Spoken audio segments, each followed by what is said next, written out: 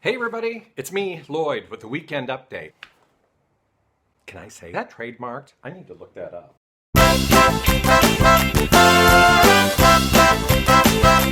Things are getting scary, right? So I just wanted to do this video before everything goes to heck in a handbasket. Now, for those of you who haven't heard, there's some unrest in Europe, shall we say. The week that before I shot this, yeah, Russia invaded Ukraine. That's nuts. And people want to know, what is that going to do for us? Oh, yeah, this thing. I had retina surgery. That's why I've been out for the last couple of weeks. It's healing, but I've got a bubble in my eye. Science. It's crazy. Google it if you want. But I have to wear this, so if I get in an accident and the paramedics don't put me under anesthesia, or I can't fly because the gas bubble of my head could explode. Fun! Right. So people wonder, is the goings-on happening in Europe right now going to affect us and the way that the economy and real estate is working in the future? The short answer is yes and no. I hate when people do that. Europe gets a lot of their energy, gas, petroleum from Russia. If that starts to constrict, they're going to have to source that from someplace else. Will Europe source petroleum products that the United States is already getting, driving the cost up, making the cost of energy more expensive? Yeah, could be. You remember when postal workers didn't work on Sunday? Was that ever a thing? But it's not only energy. It can be other things that are petroleum based. What does that mean? Cosmetics, plastics, flooring, building materials, lighting. There's a lot of things that we use that have petroleum in them. Oh, pharmaceuticals. The chances are that we're going to see that trickle down to us is pretty good. So what else happens when there's unrest? Well, people tend to hunker down. We can see where that will probably manifest itself in the real estate market. People that were going to sell their home might step back and not put their home on the market because they want to see what happens. And it's also true on Wall Street. Wall Street has been up and down this week because they want to see what's happening. You know, investors don't like instability. So what does that mean for us? That might mean that the housing market inventory is going to come down even further. People are probably going to hunker down and wait and see what happens. Sellers may not come to market, but this might also mean that people will stay in their homes and not look to buy. What's also happening in the stock market is people that are invested are thinking about looking at tangible assets now. When the stock market starts to go unpredictable, some people will pull out and look for buying real estate or something that's more tangible. I'm going to wait for these people to go by. Now, I'm sure your stockbroker or anybody, financial planner, is going to say, ride it out because over the long term, it's going to be much better. This is not finance or, or investing advice. Do your research, talk to your professionals. Don't take my word for it. I'm just filling you in on what I hear. What's also happening about the supply is durable goods, dishwashers, appliances, again, building materials. Those are all making home builders, they're not putting prices for their homes out in the beginning because they need to see, until they've got all of that stuff in their inventory. Their building materials, their flooring, their siding, their roofing material, their lumber. They want to get all that so that they've got a good price on it, that they know that they're going to make their money. Not so they start building now without having that stuff bought and then the price goes up possibly in the future. So what does that mean for us? Well, costs, energy, probably going up. We've already heard about interest rates. Those are going to go up. Also remember, March, the Fed is meeting, so we're going to get more information about that.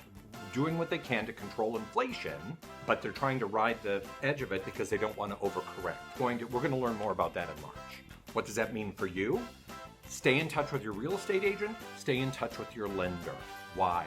If you are shopping for a home or looking to sell, you're going to want to see where you are in the market because those mortgage rates may change. So talk to your lender, get the best advice. Also, if you're going to buy, especially first-time home buyers, you out there want to make sure that you're making good decisions on saving, on that safety net, on that savings that you've got, so that it doesn't screw up your credit and possibly affect your mortgage rate. It's hot in here. 6.5 million homes sold in the US last month. Still, what makes this year different from like the housing in 2008. 2008, that calamity was built on squirrely loans. Loans that people were getting that probably weren't going to be able to be paid off. Some of them, not everybody, but some of them. I had an adjustable rate mortgage myself, and it worked out to my advantage, but not everybody did. So some of that was loan-based. This time, it's a housing shortage. There just hasn't been enough starts in the last 2, 3, 4 years to be able to supply the demand. A lot of people were moving to the suburbs during COVID. A lot of people were looking for someplace else to live. Boomers are downsizing still. There's empty nesters. Millennials, they're now in their 30s, early 40 range. They're ramping up. They're getting bigger families. They're looking for other space, but they're also not looking for giant homes, it seems.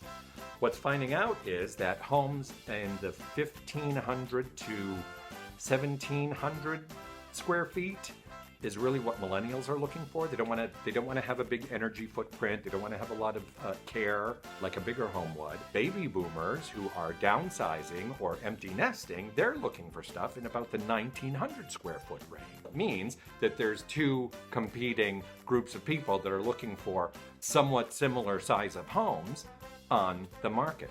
Builders are listening to this, and the builders are starting to push products to the market that are smaller square feet, moderately low care. So that's what I know.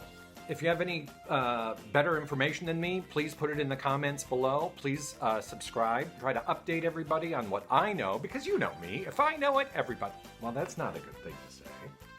That's like saying, oh, I'm a blabbermouth. I'll tell anybody anything. That's not really true. I don't really tell everybody anything. I don't have a good enough memory. I'm actually a great person to keep a secret with because I don't remember anything. I write it all down. I take lots of notes. But if I know it and I think it's going to be helpful to you, I'm going to share it. Subscribe and like the video. And if you've lasted this long, I adore you. Say something nice to each other in the comments. Stay healthy. And I'll let you know what happens with this eye. God, I'm so interesting. People, it's so exciting here. So exciting here in Exeter. This is like a greenhouse in this little room. It's what used to be a storefront, and it's beating down like a hot box, and I'm melting. All right. Are we done? Somebody say cut. Cut! Okay. Is that it? Did I get everything? Look at me in a hat. I guess it'll be okay. I wish I had a joke. I have a joke. I drove here half an hour to be able to shoot this morning, and I left all my computers at my house. So I had to turn around and go back. Nothing like chewing up an hour of your day because you forgot your briefcase. Do people say briefcase anymore? Does that make me old?